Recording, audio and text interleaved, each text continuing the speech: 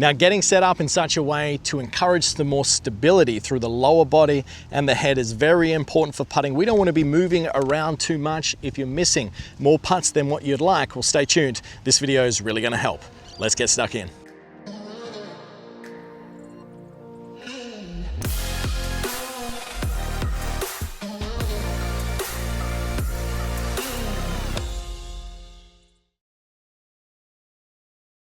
Welcome back to the channel, guys. Kerrod Gray here today on the green at Joondalup Resort, and we're talking all about improving the stability of your body when you go ahead and hit the putt. Now, very often with recreational golfers, I'll see them moving around too much. At the end of the day, there's two main moving parts in putting that we want to see. The first of them is going to be a rotation of your upper spine moving back and forth like this. And the second is all about a softening of the wrists, allowing to get some feel.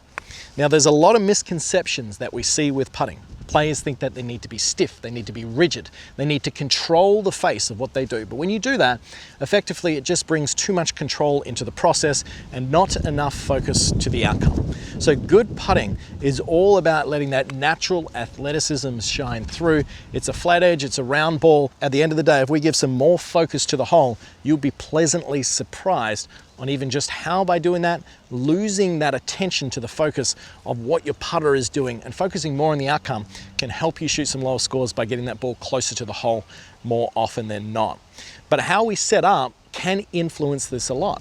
So if I'm a player who sets up to a golf ball and in such a way that I'm moving my lower body and my head, well, effectively we're not creating what's called a consistent suspension point. A consistent suspension point, for simplicity's sakes, would be if that I was holding the end of the grip here and we were to let this putter swing back and through, well, that would have a very predictable amount of force and speed from impact to impact. That's going to help you feel, and that's going to give you better control on the greens from one hole to the next and one day to the next. And very often when I see players moving their legs and their hips and their eyes and their head way too much throughout the stroke, well, that just encourages a little bit of extra momentum throughout the stroke and makes it very hard to build a feel. So having an understanding that the two main moving pieces that we want to see in the putting stroke is a rotation of the upper body, which is going to move the arms, and a softening of the wrists, which is really going to give us a feel.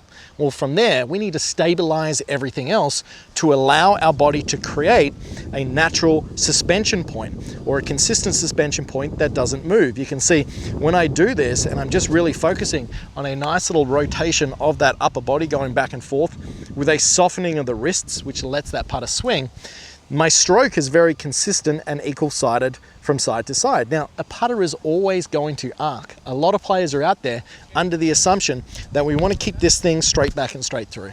As you can see, it is designed on an angle and it is designed to have some arcing motion, even though it looks like it would be more inconsistent to see that putter work in numerous directions. If we allow it to actually work the way it is designed, we in itself, very similar to a full swing, can get some more consistency rather than trying to control it. So when we're setting up to a putt, what we need to feel is that we're very stable through the lower body and very stable through our head, and it's just a rotation of the upper body and a softening of the wrists back and through. And I'm going to show you a great drill to encourage that. So what I want you to do is you're going to grab an alignment stick or even a golf club will do. And what I need you to do is you're going to set up, now relative to how much a putt is going to break, you might need to adjust this a little bit so you can get your alignment in check, but I think this is about right for what we need. And what I want you to do is place that stick directly underneath the arches of your feet. And by doing so, what this does is it really gives you attention and focus to your weight distribution at address. And what I'm looking for here is if I close my eyes, I want to feel balanced right underneath the arches of my feet. And by doing that, as you can see, I feel like I'm not rocking too far on my toes or on my heels. Not only this, when we get balance between these two here, it makes me feel very stable, and I'm able to feel that my head stays stable throughout the motion as well. So when we set up to it, I want to feel, I'll have a couple of practice strokes here, that I'm not really moving at all. And I can feel that I'm a little bit more engaged through the lower half simply by bringing some awareness to that stick on the ground. Now, good distance control is all about creating that consistent suspension point so we can get some predictable force, as I said before. So when we go through this process, we put that stick underneath our arches. We're feeling very solid through the lower body. One last look at that hole. I was really focusing on just keeping my head still, and you can see the ball went in the cup as a result. Now, when we do this, it might feel odd the first couple of times. You are going to want to anticipate the putt. If you're a player that's moving around too much, I can guarantee that your eyes are going to be leading that putt. We want to keep everything as still and as stable as possible, because the more that we move that upper body back and through, well, it's just going to bring in more inconsistency than what we would like when we get that putter delivering back to the ball.